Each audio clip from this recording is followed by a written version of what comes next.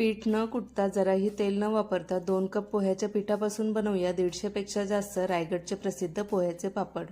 अर्धा किलो जाड पोहे चाळून निवडून कढईत मीडियम फ्लेमवर कुरकुरीत होईपर्यंत भाजून थंड करून घेऊया। थंड झालेले पोहे मिक्सरच्या भांड्यात घालून बारीक दळून घेऊया व कपच्या मापाने 2 कप पीठ वेगळे करूया आणि उरलेले पीठ पापड लाटण्यासाठी वेगळे ठेवूया। पिठामध्ये घालूया जिरे पावडर 2 चमचे, मिरची पावडर 3 चमचे, पापडखार 2 चमचे, हिंग अर्धा छोटा चमचा आणि चवीनुसार मीठ आणि सर्व मिक्स करून घेऊया।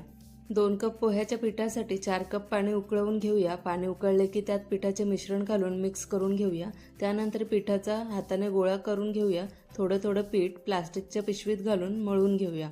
त्यानंतर व्हिडिओत दाखवल्याप्रमाणे पिठाचे गोळे करून घेऊया आणि पातळ पापड लाटून घेऊया।